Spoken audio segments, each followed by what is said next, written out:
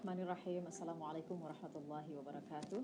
Alhamdulillah wa syukurillah ala ni'matillah. La hawla wa la quwata illa billahil aliyil azim. Amma ba'd. Pemirsa yang dirahmati Allah subhanahu wa ta'ala, alhamdulillah senang sekali kami dapat kembali menjumpai Anda lagi di pagi hari ini dalam Mata Air. Ya, bagaimana kabar Anda? Semoga sehat walafiat ya, tidak kurang sesuatu apapun, dan semoga kita semuanya dalam lindungan Allah Subhanahu wa taala. Namun apabila ada di antara Anda yang mungkin saat ini tengah terbaring sakit, kami doakan semoga Anda lekas sembuh dan bisa beraktivitas seperti biasa. Ya, tentu untuk sembuh ada sesuatu yang harus kita lakukan, yaitu kita pergi ke dokter, dan itu merupakan salah satu sesuatu hal yang kita sebut dengan hijrah ya. Kita berpindah dari satu tempat, satu keadaan yang lebih baik lagi. Nah, ini yang akan kita bahas nih pemirsa, hikmah hijrah dalam kehidupan kita. Contoh kecil sekali, tapi untuk lebih luas lagi pemahaman kita tentang hikmah hijrah, nah bersama saya sudah hadir kembali Ustadz Abdul Latif Khan dari Medan, Sumatera Utara. Assalamualaikum warahmatullahi wabarakatuh. Waalaikumsalam warahmatullahi wabarakatuh. Senang sekali ketemu lagi Ustadz, dan kita ingin terus membahas tentang makna hijrah, hikmah hijrah dalam kehidupan kita, di mana kehidupan ini terus bergerak ya Ustadz ya.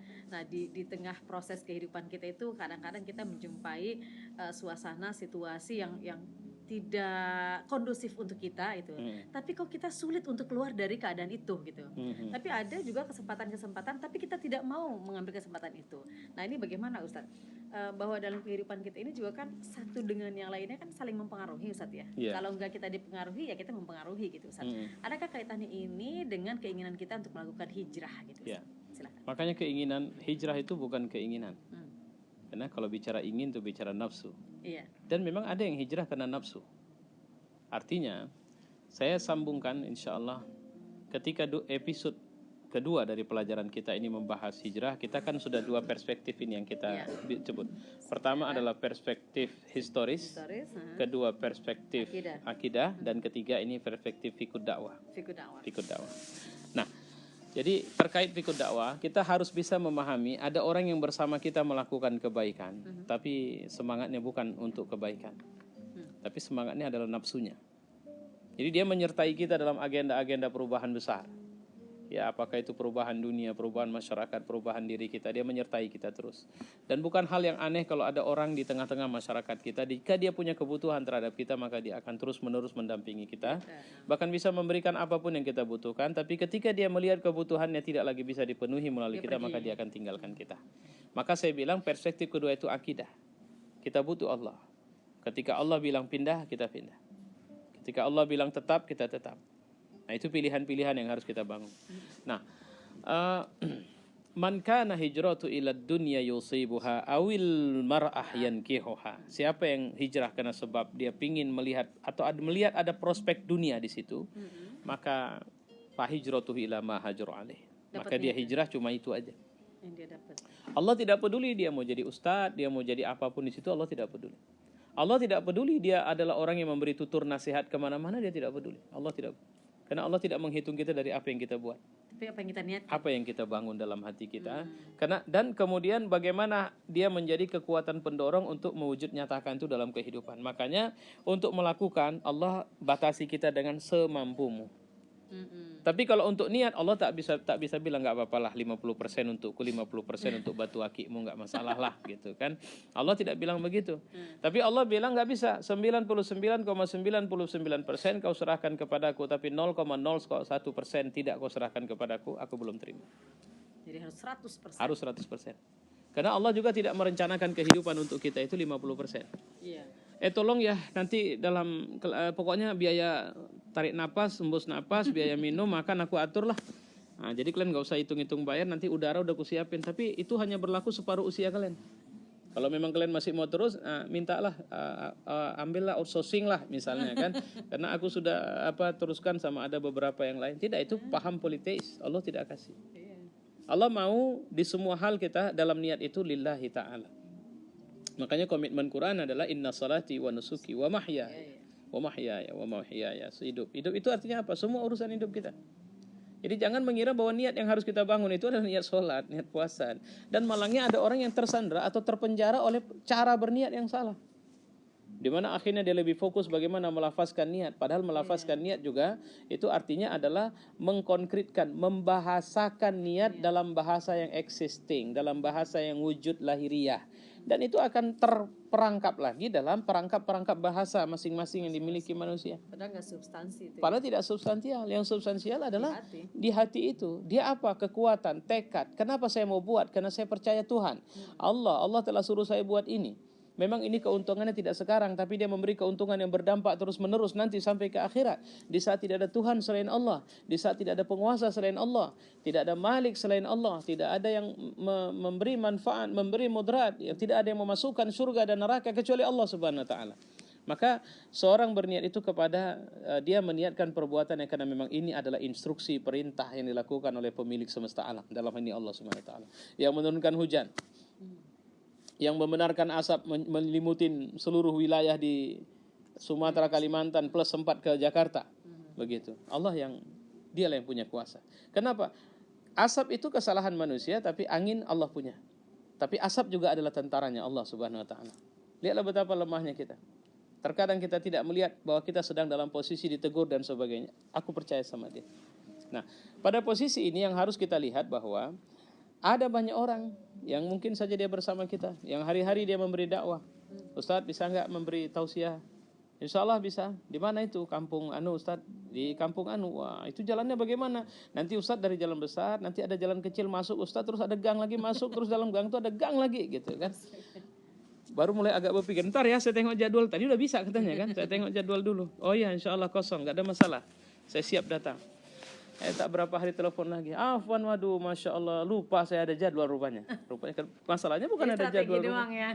Bukan ada jadwal rupanya mungkin. Memang nggak niatnya tidak mau. Dia sudah terbebani, dia tidak fresh, dia tidak plong. Padahal dakwah.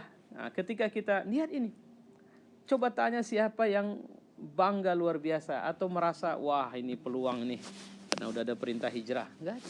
Semua para sahabat awalnya karena ketaatan mereka kepada Allah dan Rasulnya. Jadi bukan karena mereka berharap pindah. Walaupun ketika hijrah dilakukan pertama kali ke Habasyah itu unik. Yang hijrah itu bukan orang-orang susah, bukan orang yang serta sakiti, bukan orang yang selama ini kena siksa oleh orang-orang Quraisy kafir. Tidak. Tapi kelompok, kalau di ekonomi the second line. Kalau di Mekah itu mereka kelompok kedua, artinya secara ekonomi mereka mapan, mapan secara ekonomi. Dan kemudian dari kalangan orang-orang merdeka. Apa motivasi mereka itu? Nah, ceritanya adalah ini kan situasi belum ada perintah berangkat atau meninggalkan atau konfrontasi belum terjadi. Siapa orang yang paling tahan menderita dari semua orang? Tentu orang yang selama ini menghadapi tekanan demi tekanan. Siapa? Kelompok, kalau bahasa orang komunis, proletar, kelompok bawah, kelompok paria kalau pakai bahasa orang Hindu. Orang yang kemudian dia memang sudah harus begitu. Dia tidak boleh kaya, hidupnya memang harus begitu. Nah, artinya siapa yang karena situasi tekanan yang luar biasa, maka Islam harus diselamatkan agendanya. Bahkan pergilah ke negeri yang aku tahu dia orang baik, kata Nabi. Dan insya Allah dia akan melindungi kalian dengan izin Allah. Negus waktu itu. Jadi Raja Negus memang raja yang begitu ramah dan sangat senang dengan orang-orang yang bisa membahasakan pelajaran agama dengan bahasa kitabi seperti yang mereka anut begitu.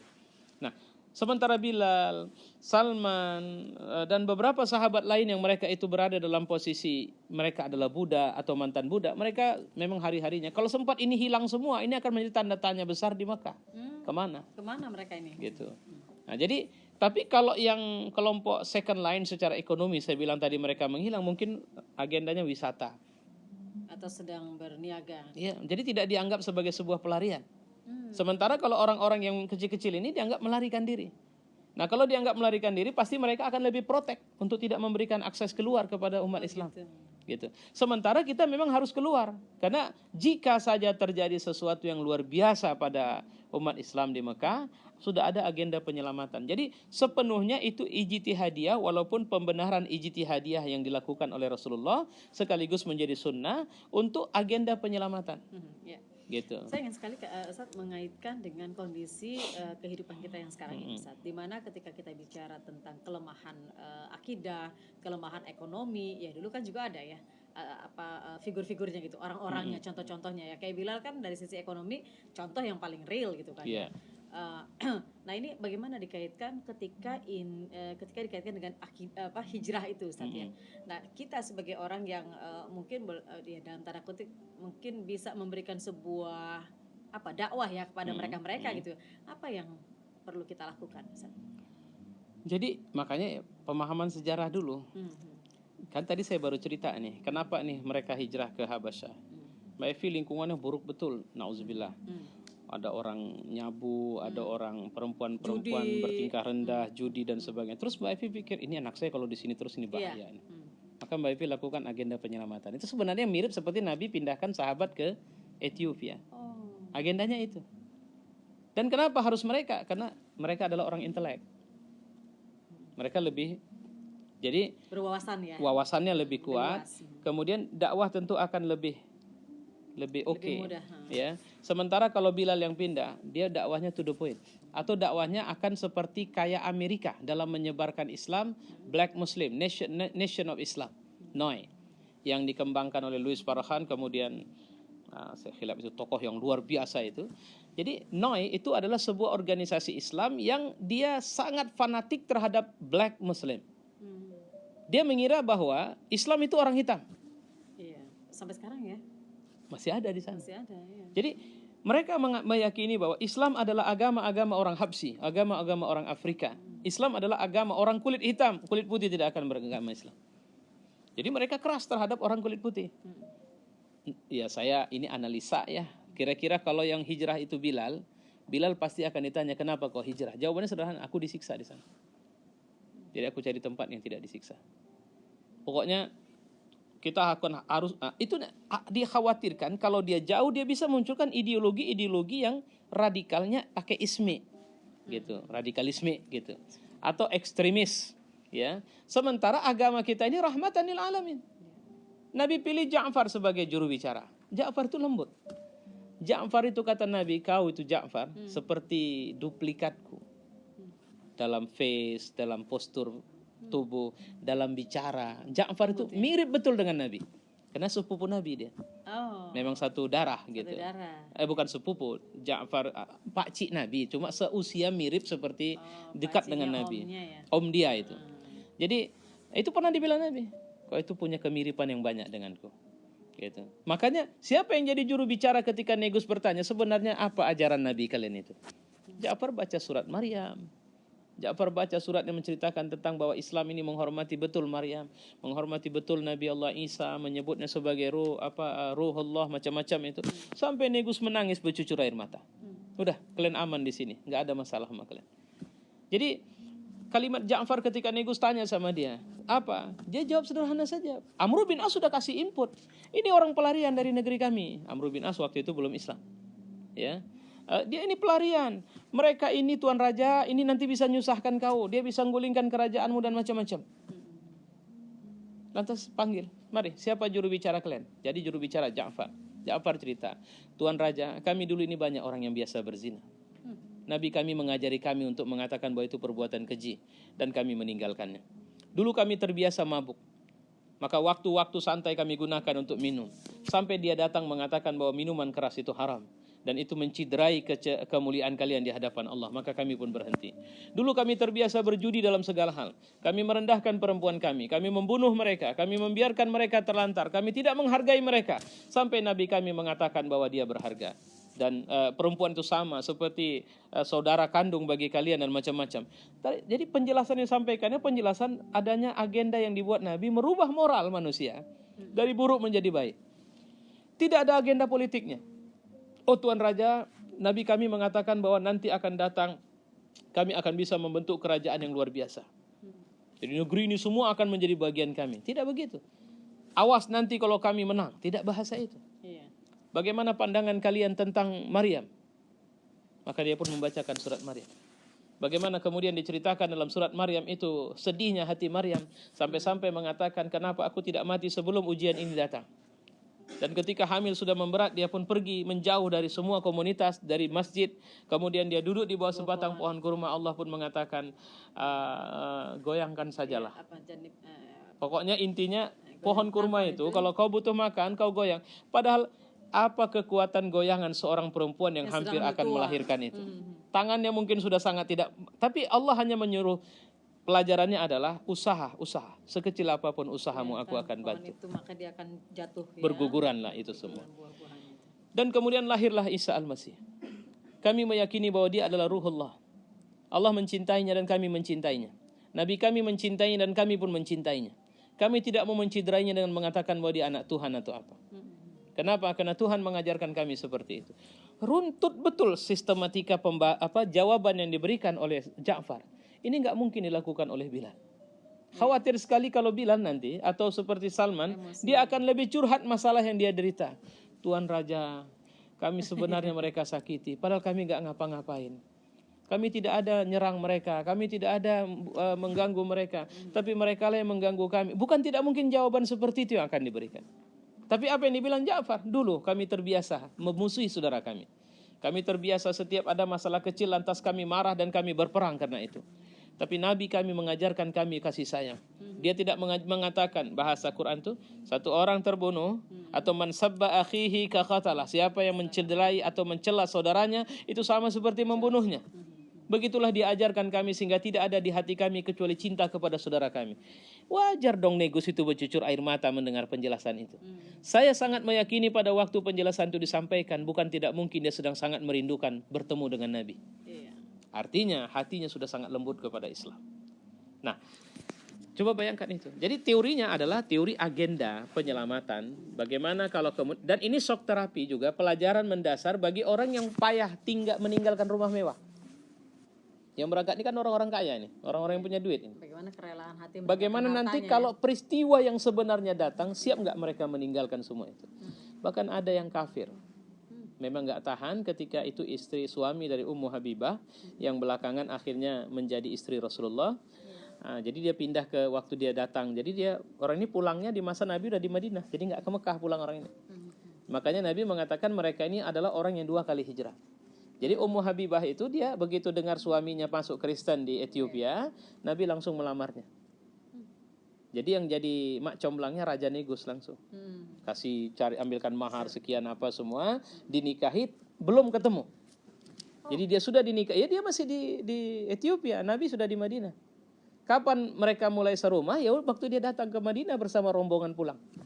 Gitu. Nah ini yang nanti sebenarnya, walaupun nanti saya bilang udah saya kupas kecil-kecil ini kan, gitu kan, sedikit sudah dikupas. Bicara tentang sejarah tentu ya pasti akan terkait lagi karena kita mengambil hikmahnya kan Ustaz ya. Benar. Mengambil hikmah dari peristiwa-peristiwa sejarah yang terjadi pada zaman Rasulullah, apalagi di situ Rasulullah menanamkan akidah, menanamkan akhlak, ya sudah pasti kita mengambil ibrah ya dari hal seperti itu. Jadi yang harus kita lihat lagi, kalau saya melihat hijrah pertama itu adalah pelajaran untuk akhirnya mereka betul-betul tulus berislam.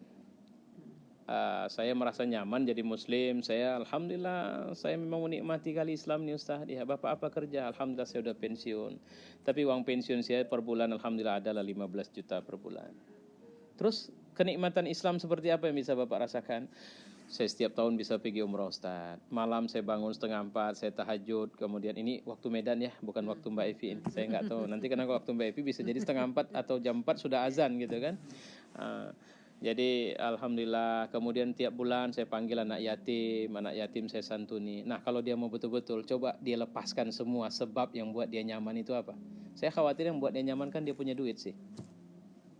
Dia bisa umroh tiap tahun. Tapi kan nggak salah kayak gitu. Tunggu dulu. Inilah yang dimaksud saya pelajaran dari hikmah hijrah Makkah Ethiopia tadi. Apa mereka berislam karena Allah dan Rasulnya atau karena harta? Artinya begini. Mereka sebenarnya memang suka dengan kebenaran. Tapi belum tentu mereka bisa tetap benar ketika harta itu dicabut dari mereka. Itu maksudnya. Bisa nggak titik nyaman mereka berhenti, mereka tidak lagi berada di tempat kerja mereka, duit pun tak ada, tapi mereka tetap taat kepada Allah. Itulah latihannya tadi. Jadi ada orang yang kemudian dia begitu taatnya kepada Allah, dia kaya, tapi dia tidak taat lagi waktu miskin.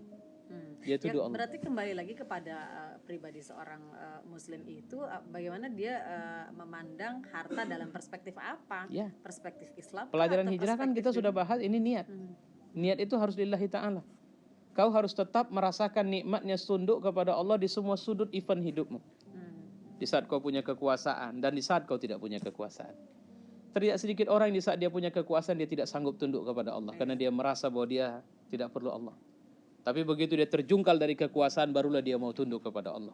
Ketika dia berhadapan dengan kenyamanan harta, dia lupa pada Allah. Atau ada yang sebaliknya, begitu ada dapat harta, dia ingat sama Allah, tapi begitu harta tidak ada dia pun lupa kepada Allah.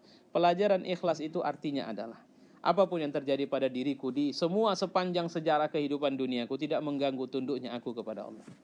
Itu pelajaran Nabi Ayub.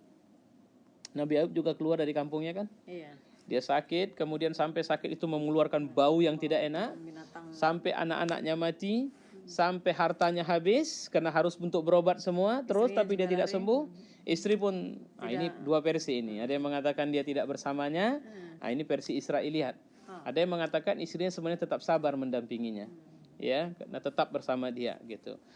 Kapan dia mulai minta sama Allah? Di saat lidahnya sudah mulai terkena serangan penyakit itu. Saat itulah dia mengatakan, ya Rabb, jangan sampai terganggu imanku. Jangan sampai nanti ketika lidahku sakit, aku tidak lagi tunduk kepadamu. Aku minta aku tetap tunduk kepadamu. Pahit nggak? Pahit. Artinya di saat yang paling pahit, dia tetap tidak kehilangan Rabbnya. Hijrah adalah pelajaran untuk jangan takut semua bumi Allah. Jangan takut kalau di Mekah kau bisa punya harta, di sini kau juga bisa punya harta. Jangan takut bahwa kalian tengah direncanakan menjadi generasi baru yang bisa memberikan kebaikan bagi umat ini. Nah, jadi pelajaran sebenarnya diresumikan niat. Makanya memang apa salah? Ini bukan persoalan salah benar. Tapi setulus apa?